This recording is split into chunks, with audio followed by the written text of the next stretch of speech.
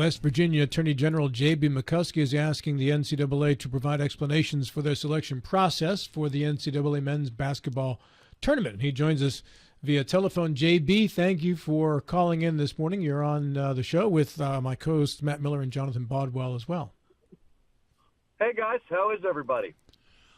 Doing great. Doing well. Except we're angry Mountaineer fans. I'm an angry WVU grad. Being an angry WVU fan might be our standard operating procedure, unfortunately. We are a wildly tortured fan base, and as Scott Van Pelt has famously said, once we do win a national championship, Katie, bar the doors, because this place is going to go crazy. We have the best fans in America, and we live in a state where people cheer for their team in a way that I don't believe any other states do, especially through the amount of tumult and heartache that we've had to undergo as fans for our whole lives. But, what we're looking at here is a situation where we have a basketball team that made the NCAA tournament and isn't getting to play. And there are no mathematical metrics. There is no way that you can combine any objective set of metrics and keep WVU out of the tournament in light of the fact that Xavier and North Carolina got in. And what we are hoping to find and hoping to work with the NCAA on is why this tournament selection was so wildly subjective when in other years and even publicly the NCAA has stated that things like Ken Pom and RPI and quad 1 wins and quad 3 and 4 losses were the deciding factors. And it sounded like this year they went with a quote-unquote eye test again and heavily weighted injuries that may or may not have happened in calendar year 2024. And all of those things raise the ire of people who want the best 68 teams in the tournament. And we are very, very hopeful that we are going to both find out how and why the NCAA changed their selection process ostensibly without telling anyone, and with a generalized mission of trying to modernize this process, right? What we have now is a billion-dollar tournament that has implications to NIL, coaching searches, roster makeup, scheduling, right? You name all of these incredibly difficult tasks that our athletic directors and coaches and student athletes have to undertake, and we don't want them flying blind. What we'd really like is to remove a 10-person committee, which, when you really think about it, having 10 interested parties deciding who gets in the tournament is probably about the dumbest way you could do it. And I understand why it started in 1950 or whenever the tournament began. It wasn't a big deal like this. It didn't, ESPN wasn't paying $1 billion to televise the tournament. And all of that has evolved. And I think it's time for the selection process to evolve as well, because as we all know, the appearance of impropriety, even in the absence of it, is impropriety itself. And the only thing that matters is whether or not the people watching the tournament trust the process. And we think there's a better, more modern way to both provide certainty to the schools, but also provide certainty to the fans and to everyone that the teams that were selected actually had the best year. Matt Miller. Well, there certainly seemed to be that certainty. I remember hearing Tony Caridi on the radio call at the end of the regular season when they won a home game to close out the regular season. I happen to remember that as well. Yeah, and he commented, said, we're in. And Darian DeVries said the same thing in his press conference after the game. Yes, and then suddenly they were not. Let me ask, what is kind of the goal behind the action that you have taken? Clearly it's not going to get West Virginia into the tournament, so what is the overall goal? Yeah, and unfortunately, nor should it, right? This is not a situation of sour grapes. This is a situation of let's take this incredible misstep. And just for point of reference, I would love to see Bubba Chandler look Javon Small in the eye. Javon Small, who has worked his way through the system, ground out in 3 different schools, turned himself into a first-team All-American, and led a team from a scoring sense almost by himself, willed a team into the NCAA tournament, and tell him, your career is now over because I think Tucker DeVries' injury in November makes you worse than a team than you're better than. I would love to see how he would react to the pain and anguish in that person's eyes, because I don't always think that people making these decisions see them through the faces of the student athletes who pour their lives into these things, right? But the mission here is to provide certainty to the process so that we aren't sitting here again. It's a teachable moment. How is the system flawed? What was the system? Let's analyze what they did, and let's find a better way to do it so that we're not sitting here again on Selection Sunday in 363 days. Jonathan Bodwell. Well, I got to say, appearance of impropriety, I would assume that involves the athletic director of the University of North Carolina at Chapel Hill being the head of the selection committee and their school. I saw one thing on ESPN. They had 111 experts who did bracketology, who was going to get in. All 111 had WVU in. Only 27 had North Carolina in. Appearance of impropriety. It's one of the. This should be in Webster's dictionary next to appearance of impropriety, because when the head of the committee is the athletic director of the school, who has a far worse record and had some quad 3 losses, 1-10 in quad 1. And has a financial incentive to get his team into the tournament. Yeah, we had heard, and I saw this online. He got $104,000. Yeah, the ACC is a bad conference this year. The Big 12, for whatever reason, was looked down upon. I see 4 potential Final Four teams out of the Big 12. You could make an argument for 5. The SEC and the Big 12 were clearly the best 2 leagues in the country this year, and WVU went 10-10. Nobody's talking about Texas and Oklahoma getting in, who went 6-10 in their league. We have teams in the NCAA tournament that went 6-10 in their conference. That doesn't get you in the tournament in Girls Church League in Kanawha County. Tough league. That's a tough league, though, Jay. It is. Hey, so what do you? It is a tough league, but you still have to win. But hey, what have you heard back? The reason we haven't heard back anything yet. We're hoping to hear back today. The reason I say the word appearance of impropriety, as you guys know, I spent the last 8 years as the auditor, and we received hundreds of reports of fraud in government entities throughout the state. And one of the skills that I picked up in having to review all of these allegations is that there is a very, very fine line between fraud and incompetence, and it is frequently very hard to discern. And so what we're trying to determine here is whether or not the selection process was incompetent or improper. And, the system is designed to allow the 10 people in that room maximum flexibility, which is a disaster for people that desire certainty. And the teams and the athletic directors and the players are asked to do something that is certain. You either win or you lose. But then those wins and losses are looked at subjectively as opposed to objectively.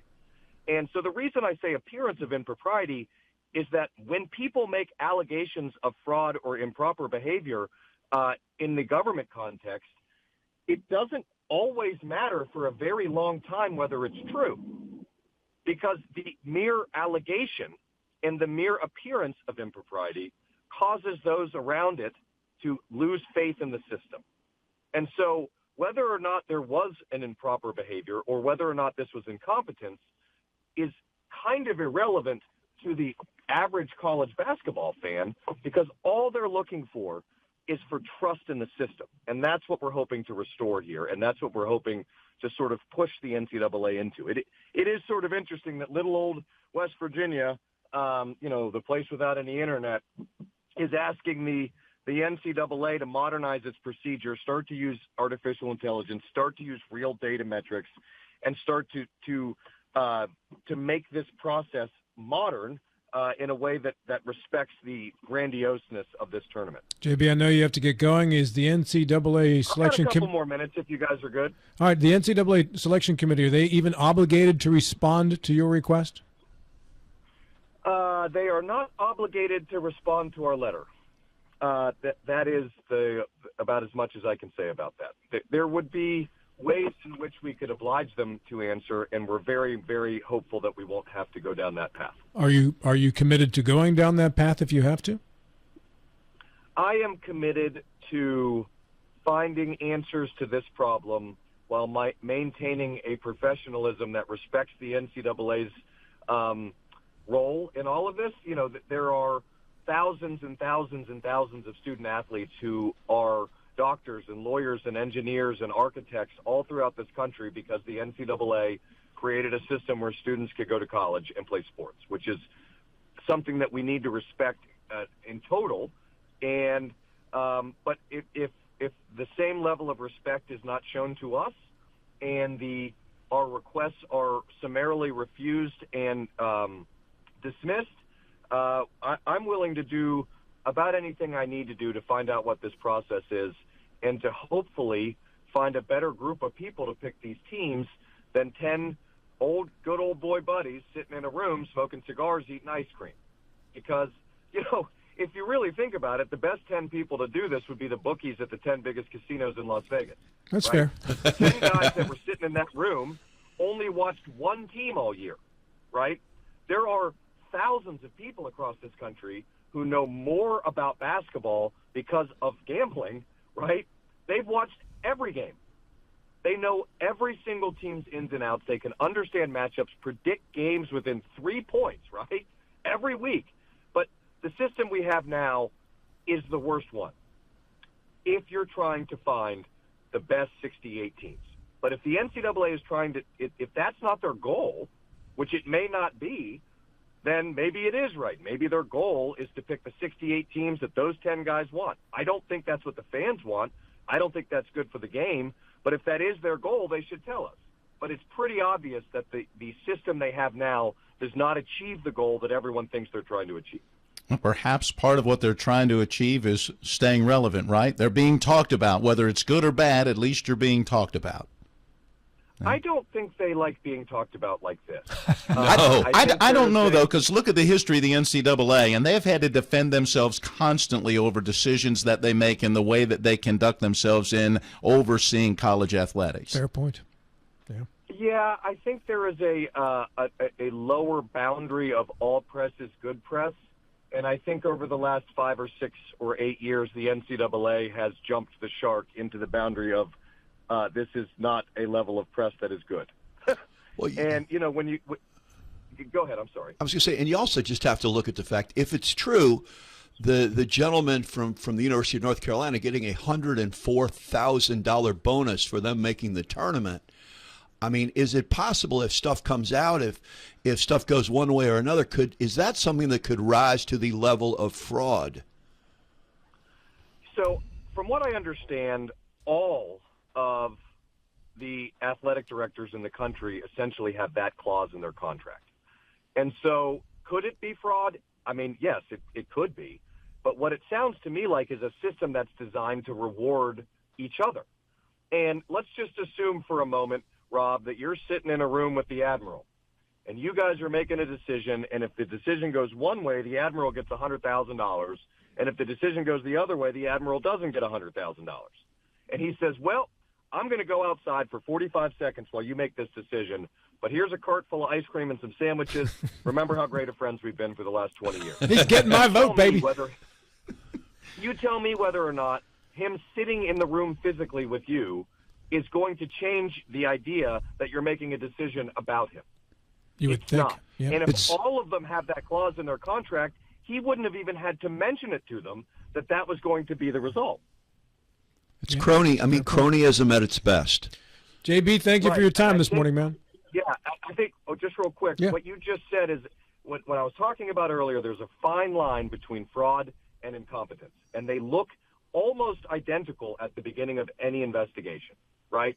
And cronyism falls into the incompetence line as opposed to the fraud line. Right. And maybe that's what we're talking about here. Yeah. But at the end of the day, what we want is a system that provides certainty to the fans and rewards teams that do what they're supposed to do, like WVU did this year. WVU got into the tournament, and they're not playing. That is a result that cannot happen again. Thank you, JB. Thanks, guys. Y'all have a great day. You too. Thank you. Thanks.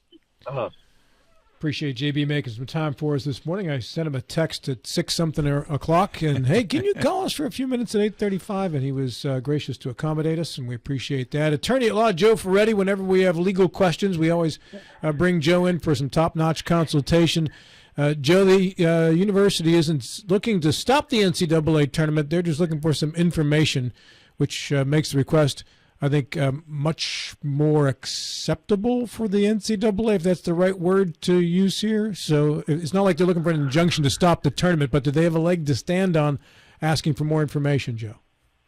Well, sure they do. The NCAA is a nonprofit organization, and it's made up of university presidents, sports SIDs, the college presidents, the athletic directors in various schools. West Virginia is a member of that. So as a member, they can certainly petition the NCAA for additional information regarding the selection process.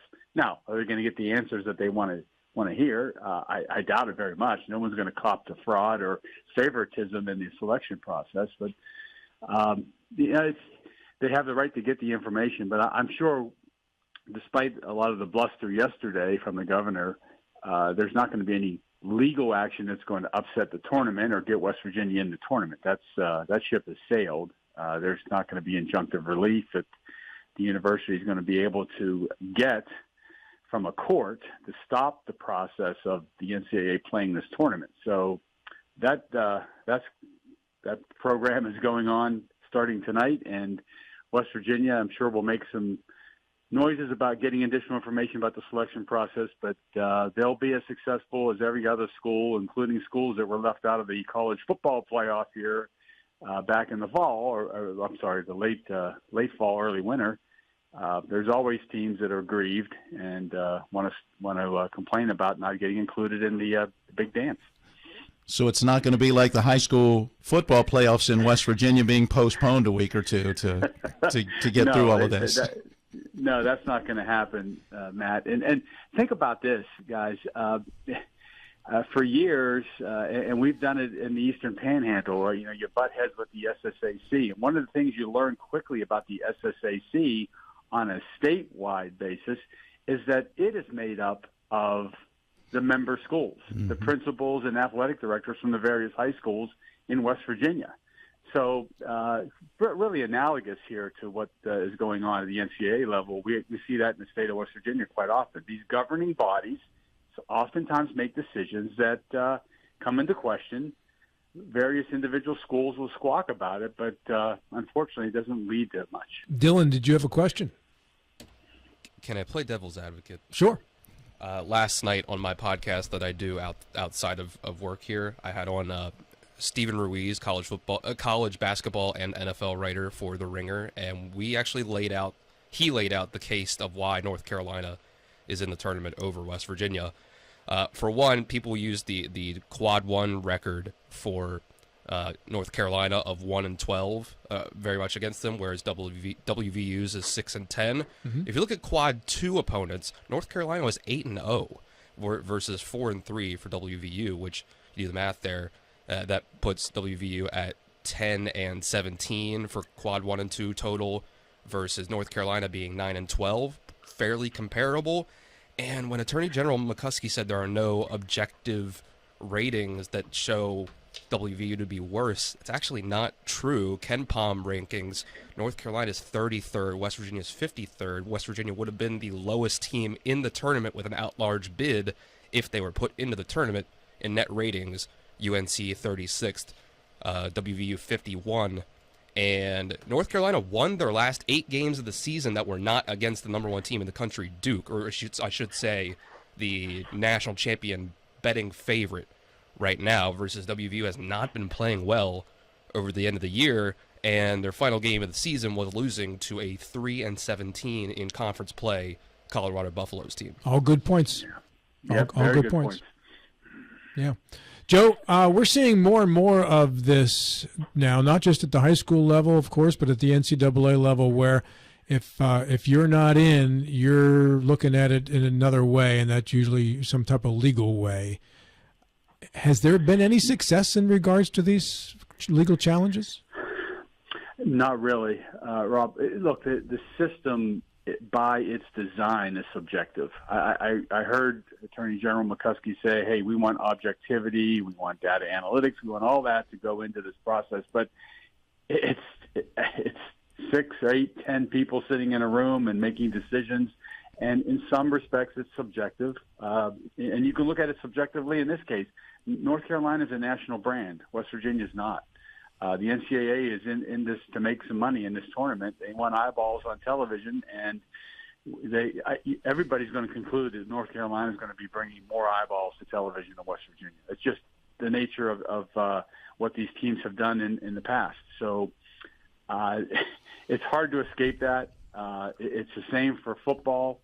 Unless you have all the teams in a tournament and you play a bracket of 300 teams or whatever it is in college basketball, you're going to have subjectivity, and there's no way around it. When you mention that, these cases are very seldom won, does it really come down to the case that you are part of an organization that you have agreed to be a part of, and they are the governing organization? They've made the decisions. If you don't like it, you're in the organization, change it from the inside, but you're not going to change it through the legal system.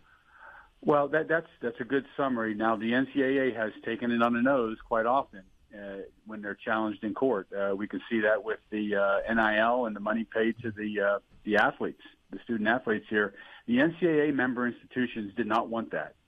They fought tooth and nail, but the courts were ruling pretty much against the NCAA at every turn that these student athletes have a right to private contracts and have a right to make money off their name because the schools were doing it when the student athletes could not.